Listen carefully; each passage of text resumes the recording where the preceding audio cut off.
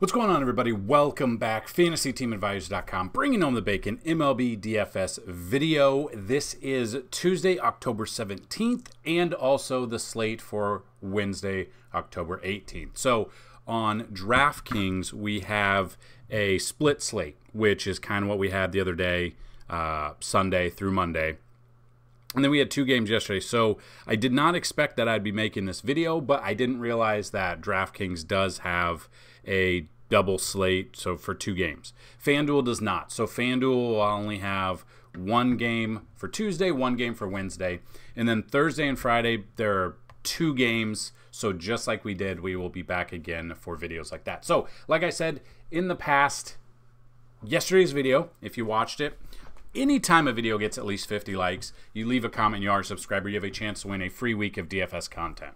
Anytime a video gets 100 likes, you have a chance to win a free month. 125 likes, a chance to win a free year. And anytime a video gets 150 likes, you have a chance to win a free lifetime pass. So we didn't get 50 for yesterday's video. Maybe we'll get 50 for this one. So that being said, another way is currently we have 5 coupon codes left. 5 left. If you go to FantasyTeamAdvisors.com, hit the FTA Plus at the top left, and go to the year pass, normally $199 if you use the promo code Thursday, all one word, all capital letters, you will get it for $75 instead of $199. So if that's something you're interested in, that is a year of MLB, NFL, PGA, NBA starts next week, MMA, and NASCAR. So we have a lot to go over. We have a lot of sports that we can cover.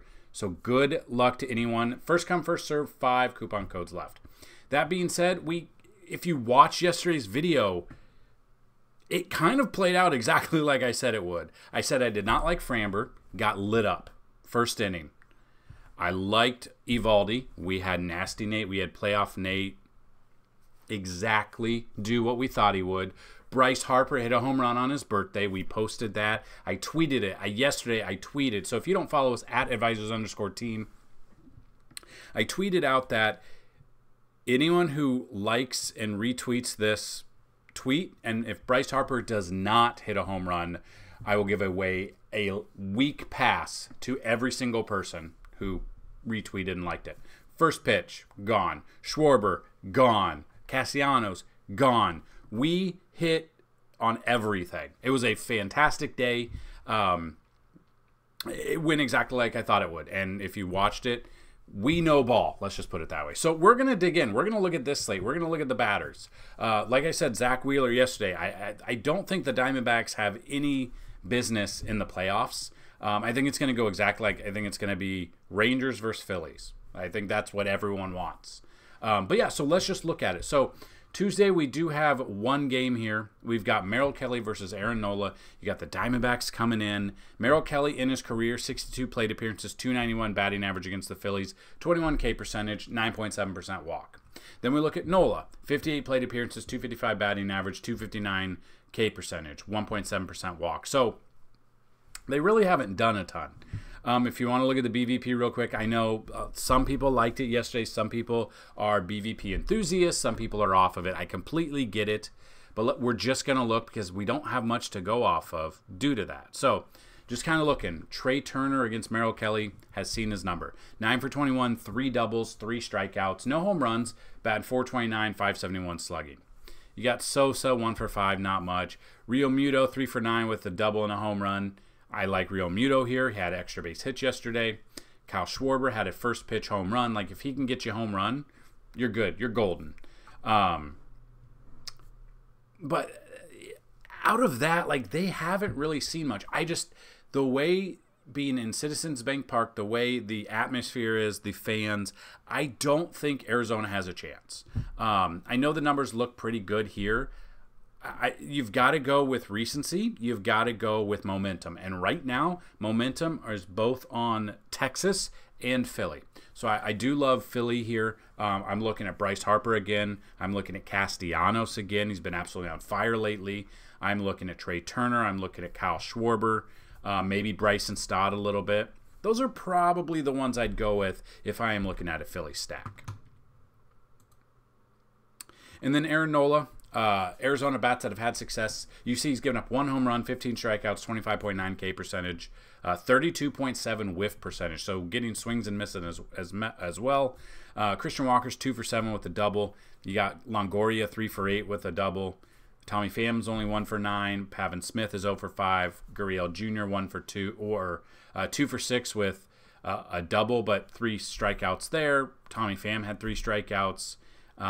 Ketel Marte 1 for 6 for a home run, 2 strikeouts there. So I just feel like this is kind of going to continue. We're going to see Aaron Nola be Aaron Nola. That's just the thought. Then we look at the Wednesday game.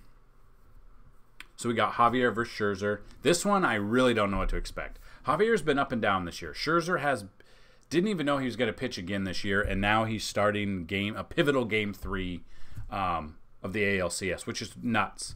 But is it going to be playoff max? Is it going to be hurt? Like, is it going to be on a pitch count? That's kind of what we got to dig into a little bit. Javier, 139 plate appearances, 244 batting average against the Rangers, 23K percentage. Then you got Scherzer, 170 plate appearances, 20K percentage, 287 batting average. Let's take a look just real quick at the BVP. Now, this is overall in their career, not just this year. So kind of looking at this, Nate Lowe, 5 for 20, lefty on righty matchup. I like that. He's got a home run. Adolis Garcia, 2 for 17. I still like him, but he hasn't had success. Marcus Semion's 4 for 19 with a double. Taveras is continuing the trend of being good this postseason, 5 for 16, a double and a home run. You got Corey Seager, 5 for 20, 2 doubles, 2 home runs. So 4 of his 5 base hits have been extra base hits. Batting 250 against him. Then you've got Robbie Grossman has a home run against him. Mitch Garver has a home run against him.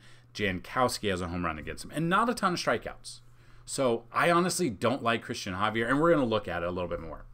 This one, I don't know what to think. Scherzer, we know that he's a stud when he's pitching. Michael Brantley has taken him deep 3 times. 8 doubles, 20 for 54, batting 370 lifetime. Fully expect Michael Brantley to be in there. Jose Abreu, 7 for 25 with a home run. Honestly, I don't know about the pitching in this game. I think this could be a shootout. Now, this is the problem with 4 teams, 4 starting pitchers. If one game you think is going to be a shootout, but then I think Philly's going to do good against Merrill Kelly, who are we going to pitch outside of Nola? This is kind of why I'm not in love with like playoffs with DFS because of this. That's what I feel. So kind of looking at that, if you think Scherzer's going to get lit up, Jordan, absolutely stud. We know that. Home run there. Maldonado has a home run. Still wouldn't use Maldi there. Abreu has a home run, batting 280. Diaz 1 for 3 with a home run. I would be surprised if Diaz is not in the starting lineup here for Houston. They're down 0-2 right now. So looking at that, we've got this game going on. Weather's not going to be a concern. Scherzer is the most expensive, which is crazy to me because he hasn't pitched in a while. So let's just take a look. Scherzer, game logs. He hasn't pitched in over a month.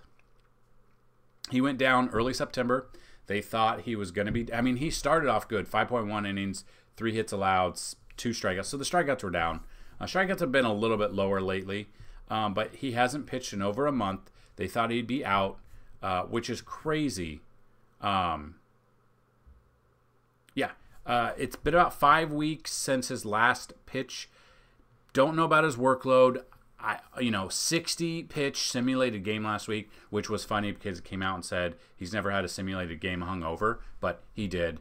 I don't think... Now, we know that Scherzer is a stud. The problem is he's the most expensive at $9,000. He hasn't pitched in 5 weeks. It's a playoff game. I don't know what to expect here. I'm probably off of Scherzer. If I'm making like 20 lineups for whatever reason, sure, I'm going to throw Scherzer in. You have to with only 4 pitchers. But I just don't trust him enough at his price. Houston's a good team. They just haven't been hitting. I think this could be a shootout. I just don't trust that at all. Merrill Kelly against Philly, like I said, splits-wise, only faced Philly once this year. 6 innings pitched, 3 earned runs, 7K. So he's had success. But Philly's just... They're on a roll right now. If you want to go contrarian because they're on a roll, Merrill Kelly makes sense. I'm okay with that. Game log, last pitched against the Dodgers, 25.3 fantasy points. perfect when they dominated the Dodgers 11-2. He's had success. Like, he's done well. Nola, for some reason, he's the third highest priced. He's had one game against Arizona this year, 6.2 innings, 4 earned runs, 9 Ks, 24.8 fantasy points, which is perfect for his price. Did have a 5.40 ERA, so he's given up some runs. But at his price, I don't mind him at all. Nola, 8,600. And then Javier, I don't know if I want anything to do with him. He comes in with a 4.37 ERA. It's a very high ERA. 11-5 record, 168 strikeouts. Splits-wise, he's faced Texas once this year, 4.1 innings, 8 earned runs, 4 Ks, minus 3.7.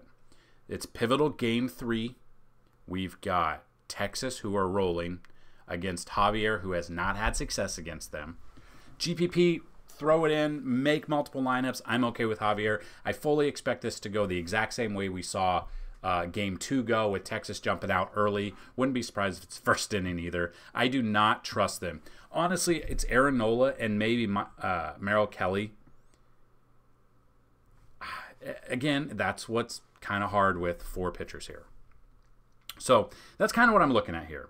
I don't really trust Scherzer for his price, and I don't trust Javier. So it's the only other 2 that we can look at. Unless, like I said before, you go into remove non-probables, and you can go into their bullpen and see the pitchers that you think are going to pitch for Philly and Arizona, bullpen-wise, and go from there. But I'm not going to do that. So then we get into the positions. Catcher, Real Muto. He's averaging 7.7. He's done well. Game log, extra base hit there, or had a single there. Again, there's not a ton to go off of, but 7 games against Arizona this year, 9 hits, 1 stolen base, 2 home runs, 875 slugging, 1.319 OPS, 375 average. So he's had success against Arizona this year. Mitch Garver, love him normally against the lefty. Splits-wise, 9 games against Houston, batting .286, has 2 home runs himself. Moreno, probably off of Moreno. Jonah Heim, I'm okay with Jonah Heim. And Diaz, I'm okay with. I'm not going with Maldi. Probably not going Maldonado. Moreno, just splits-wise, 5 games against them this year, 1 home run, 214 batting. Yeah, if I'm looking at catchers, I'm looking at Real Muto, I'm looking at Garver, Heim, and Diaz are the ones that I'd be playing for your catcher position. First base, Harper, obviously, birthday boy, splits-wise. I mean, 2 hits, 2 runs, 1 home run, 1 walk, 2 RBIs. Like, he's on fire right now. I'm absolutely all in on Bryce Harper. Christian Walker, game logs, hasn't done much this postseason. Did have a home run against the Dodgers, and then game 1 against the Dodgers did do good too. 8 games against Philly this year, 1 home run, but has 10 strikeouts. So I'm probably off Walker. I'm looking at Harper, Nate Lowe, Abreu. I'm okay with. Those are probably the only player pool first baseman that I want in this slate. Second base, Altuve. It just depends. Like we saw, he hasn't really done much this postseason. Did have a home run here against Minnesota, and that was it. Other than that, it's been kind of quiet. He is very expensive. 10 games against Texas this year has, 7 home runs. Oh, he was playing Texas when he hit 3 home runs, wasn't he? Let's see. Yeah, he was at Texas, which this is where that game is at, when he hit his 3 home runs. And then he had 2 yeah, that was the stretch where he had 5 in 2 games. I do recall that beginning of September. Again, if you look at that, that's an outlier, 42 and 36. Then he had a 22, a 23, and a couple. But like he is expensive, batting .301, 18 home runs on the year. I'm okay with him, but again, very expensive. Simeon hasn't really had success against Javier, but if you want to roll that up, Simeon in these playoffs, I'm looking at him. Ketel Marte, I'm okay with. He does have a home run against Nola. Bryson Stott, I'm okay with, and that's as low as I would go with your starting second baseman. Third base, Bregman. It really depends. Bregman here, game logs, had a home run yesterday. So did have a home run. Quiet, good game here. Had a home run there. Had a home run against Arizona. So I mean, he's had his moments. I don't know if I want to pay 4,800. Josh Young, I'm okay with. Alec Boehm, Evan Longoria, I'm okay with. I guess Bregman makes sense. He is cheaper. He's under 5K. I'm okay with him because again, I don't know what to expect out of Scherzer. That's what scares me in these playoffs. Like he could go. And if you've looked, like the majority of pitchers overall have gone like 2 or 3 innings tops. You've got those Nate Eovaldi's who went deeper. You've got the other ones that have gone 7, 8 innings. The other ones have been lit up and they've been out before the 4th inning. And Scherzer being hurt with an actual throwing arm injury, that scares me a little bit, like especially him being the most expensive pitcher. You got shortstops, Corey Seager. Absolutely love Corey Seager here. Love him against Javier. He's got those home runs, batting heavy. He is expensive, 6,300. I'm paying for him. Trey Turner, I'm okay with. Jeremy Pena, I'm okay with. Perdomo, I'm okay with. In that order, it'd probably go Seager, Pena, Turner, Perdomo. And then outfielders, I think you've got to go with Jordan. I mean, just a stud, 32 there. I mean, home runs, he's got a ton of home runs. They did compare him to Big Papi yesterday, and that's perfect. I mean, 298 on the year, 37 home runs. I mean, he didn't even start playing until, he played here. Played in April, and then beginning of May. So played May. And wasn't he out for a while? Yeah, he was out for over a month. From June 8th to July 26th. And then I thought he was out a little bit more. But he's missed about a month of the season and still hit 37 home runs. He's absolute a stud. You know what you're getting out of him. Corbin Carroll, if he gets on base, he's a perfect option here. Steals bases. Couple of bases here in the Dodgers. Obviously nothing in game 1 yesterday. Kyle Tucker, thought he'd do more yesterday, but it's been a quiet. He's 0 for 12 in his last 3 games. So it's been a minute. His last home run came back on September 25th, so we're a week away from being a month. Is he due? Yes, he's due. I don't know if I want to pay $5,100 for him. But again, if Scherzer's struggling, these lefties are going to take him deep. Adolis Garcia, I love. Kyle Schwarber, I love. Castellanos, I love. Evan Carter, I love him against Javier. Brantley, like I said, he's got great numbers against Scherzer. Throw Brantley in there at $3,400, very cheap. So if you want to go like with an Astros stack, let's just say we go an Astros stack hitter-wise, would look something like Jordan. I could go Yannier Diaz, Bregman, and usually it's like a 5, but it's the playoffs with 4 teams, 2 games. We could go, let's just say Texas now, like Seager. Love me some Seager. Pitching wise, we've got to go Nola, I guess Merrill Kelly, but then that doesn't leave us much. That's the problem when you're building these lineups. With these pitchers, that does not leave us much if we go with these guys. So let's say we take out Bregman, and that add an average of 3,400. So an average of 3,400 for here, Nate Lowe, 3,900. Second base would be, I mean, you can't because I don't think they're going to start, but let's just take a look. Third base, maybe it's Sosa. When's the last time Sosa played? No, he's not even on the roster. So that's what I'm talking about. Like, he's not on the roster either. So I think it's gonna be kind of difficult to build. I mean, if you want to stack Houston, it will be difficult for sure. Third base, like basically it's Longoria, which you can afford, but then he's going up against your pitcher, and then your outfielder of 3,000. Brandon Marsh, Robbie Grossman. Let's go Grossman, Texas. I mean, that's okay. But, again, we're going to get a little bit – you got to get creative here. We don't have a ton to go with, and that's the problem. So, 4 pitchers, unless you want to dig in and look at the bullpen guys and see who made the roster and then see their value and then hope that they go long, the starting pitcher goes out and your guy goes long relief. Let's check it out real quick. Give me a second. I'm going to pause this. I'm going to bring up the bullpen and see what I can find real quick. So I can't find much. JP France used to be a starter, then he came in as a bullpen. Did pitch yesterday. Went 2.1 innings, 38 pitches. So, like, he's a deep threat. I just don't know, being a starting pitcher coming in the bullpen, if he's going to be available for this game. So, like, he's 7,100. You could draft. So, let's say you take him out and you draft him.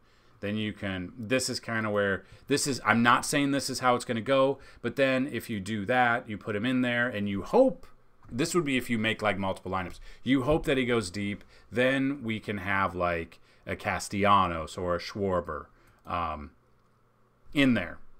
So that's kind of the thought process building through. Not saying JP France is even going to be available, but you got to go back into their box scores. You got to see the pitchers that pitched X amount of pitches, and maybe they'll get in now. That's how you could build a stud lineup. Now, I would say if you're making multiple lineups, that's what you would do. But if you're only making like 1 or 2 lineups, you got to go with the starting pitching. So that being said, that's kind of the breakdown. I don't know if it's going to be helpful. If it is, hit that like button, hit that subscribe button. Good luck on this slate. And as always, let's bring home some bacon. Peace.